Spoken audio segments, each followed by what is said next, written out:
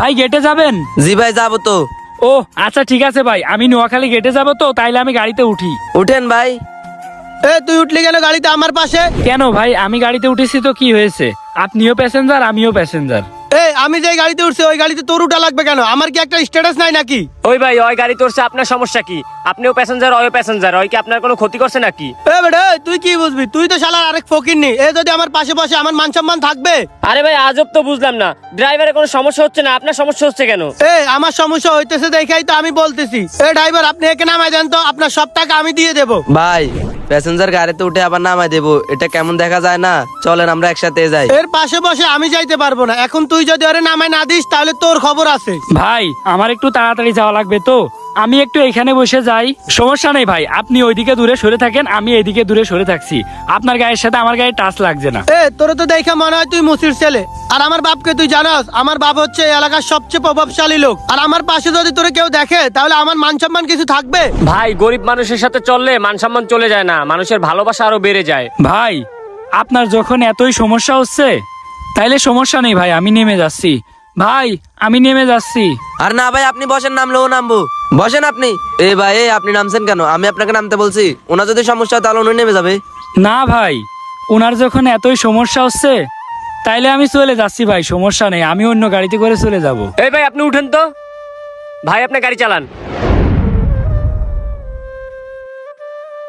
কাজটা কিন্তু তুই ঠিক করলি না, আমার একটা মান সম্মান আছে।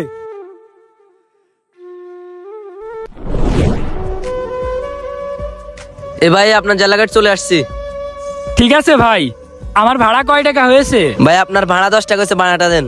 ভাই আপনারে তো আমি বলতে ভুলেই গিয়েছি, আমি যে ভাড়া দেব আমার কাছে তো কোনো টাকা নেই। কি তোর কাছে টাকা নাই? তোর কাছে টাকা না থাকলে তুই গাড়িতে উঠলি কেন? তুই এমনিতে আমার পুরা গা নোংরা করে দিছ। তোর গা থেকে আমার গায়ে ময়লা লেগে গেছে, আর এখন বলিস ভাড়ার টাকা নাই? ভাই আমি তখনই বলতে চাচ্ছিলাম, কিন্তু আপনাদের সবার কথার কারণে আমি বলার সুযোগ পাইনি। ভাই আমার কাছে তো ভাড়া নেই, আমার একটু তাড়াহুড়া করে এই জায়গায় আসা লাগলো তো, এই জন্য আমি আসলাম ভাই। ভাই আপনার কাছে কি সত্যিই কোনো টাকা নাই? ভাই আপনাদের কাছে আমি মিথ্যা কথা বলতে যাব কেন? ভাই আমার কাছে সত্যি কোনো টাকা নাই, টাকা থাকলে তো আমি দিয়েই দিতাম। এখন ড্রাইভাররে তো টাকা না দিলেও সমস্যা, তাইলে এক কাজ করি ভাই। ভাই আপনারা তো দেখে মনে হচ্ছে আপনি অনেক বড় লোক, আপনার কাছে তো মনে হয় অনেক টাকা আছে, তাইলে এক কাজ করেন আমার টাকাটা আপনি দিয়ে দেন। আমারে কি পাগলা কুত্তা কামড়াইছে যে তোর ভাড়া আমি দিব? তোরে কি গাড়িতে করে আমি আনছি? যে আনছে তোর ভাড়া হে দিব? তোর কত বড় সাহস তুই আমার কাছে টাকা চাস? আরে ভাই আপনার এত সমস্যা কিসের? ওর টাকা নেই, ও আপনার কাছে বলছে, আর ওর টাকা আমি নিজে দিব, মাত্র 10 টাকা। তো আপনি বড় লোক হয়েছেন ঠিকই, কিন্তু আপনার ভিতরে কোনো মনুষ্যত্ব বোধই নেই। একটা মানুষ গরিব হইলে কি তার সাথে এরকম ব্যবহার করতে হয়? সমস্যা নেই, আপনার ভাড়া আমি দিয়ে দিচ্ছি, মাত্র 10 টাকা না। এই যে ভাই আমার ভাড়া দেয়া লাগবে না ভাই, আমি আসলে পরীক্ষা করতেছিলাম যে কার মন মানসিকতা কেমন। দেখলাম ভাই বড় লোকের থেকে তো গরিবরাই ভালো। আমি একটা জিনিস লক্ষ্য করলাম, মানুষ যতই বড় লোক হয় তার মন মানসিকতা ততটাই ছোট হয়ে যায়। একটা মানুষের কাছে টাকা পয়সা বেশি থাকলে সে আর মানুষদেরকে মানুষ বলেই মনে করে না। আপনার কয় টাকা ভাড়া হয়েছে যেন? 10 টাকা না?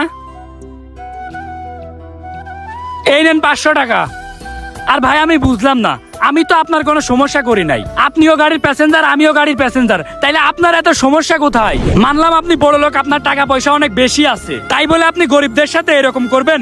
ভাই গরিবদের সাথে মিশলে মান সম্মান চলে যায় না, গরিবদের সাথে মিশলে মানুষের ভালোবাসা আরো বেড়ে যায়। ভাই 500 টাকা দিয়েছি না, বাকি যে টাকা বেঁচে যায় আপনি এই বড় লোকরে দান করে দিয়েন, যান।